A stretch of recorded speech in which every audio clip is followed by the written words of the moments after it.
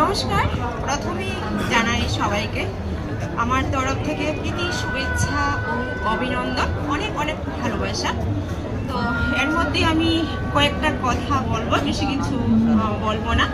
তো আজ এখানে এসেছি আমাদের আগরতলা ত্রিপুরা শান্তিনিকেতন মেডিকেল কলেজ যে পজিটিভ বার্তা, ওইখান থেকে আমরা সবাই অনেক অনেক কিছুই শিখতে পেরেছি, জানতে পেরেছি।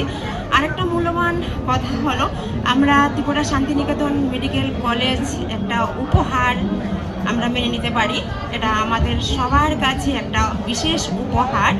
এখান থেকে আমরা যারা এতদিন ঘরে বসেছিলাম, আর আমরা কিন্তু সোশ্যাল মিডিয়াতে যারা কাজ করছি, কিন্তু আমরা কোনো কিছুই করতে পারছি না। এখান থেকে আমরা সোশ্যাল মিডিয়াতে অনেক অনেক কিছু দেখাতে পারছি এবং আমাদের ডক্টর মলয় স্যারের কাছ থেকে অনেক অনেক কিছু জানতে পেরেছি। স্যার আমাদেরকে অনেক সুযোগ সুবিধা করে দিয়েছেন। এমনকি সেই সুযোগ সুবিধাগুলি যেমন আমাদের এখানের ছেলেমেয়েরা যারা অল্প পয়সার মধ্যে এইখানে পড়াশোনা করতে পারছে, তাদেরকে বাইরে চলে যেতে হবে না, তাদেরকে আমরা এখানে পড়াশোনা করাতে পারবো। এটা একটা গর্ব আমাদের কাছে, আমাদের আগরতলা ত্রিপুরার প্রত্যেক ছেলে মেয়েদের জন্য। আর প্রত্যেক প্যারেন্টসের এত দূরে যেতে হবে না, যারা বাইরে পড়াশোনার জন্য স্টুডেন্টের জন্য খুব চিন্তিত থাকতো, তারা আজকাল এখানে পড়াশোনা করাতে পারবে। আরেকটা বিশেষ কথা যে আমরা এত অল্প কম টাকার মধ্যে আমরা এখানে চিকিৎসা করাতে পারবো।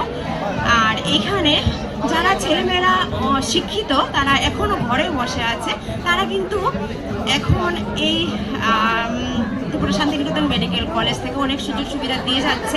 অনেক অনেক ফর্ম ফিল আপ হচ্ছে, ওইখান থেকে নানান কিছু টেবিলে বসে অল্প পয়সা হোক বা বেশি হোক কিছু একটা করতে পারছে। আর ভবিষ্যতে আশা করি আমাদের আগরতলা ত্রিপুরা শান্তিনিকেতন মেডিকেল কলেজ আমাদেরকে অনেক অনেক উপরে তুলবে। যারা এখনো ঘরে বসে আছে, যারা এখনো ছাত্র ছাত্রীরা এখনো কিছু করতে পারছে না, তারা ওইখান থেকে আরো অনেক অনেক কিছু করতে পারবে। আর অনেক অনেক ধন্যবাদ জানাই আমাদের স্যারকে। নমস্কার, এই বলে আমি আজ আমার বক্তব্য শেষ করছি।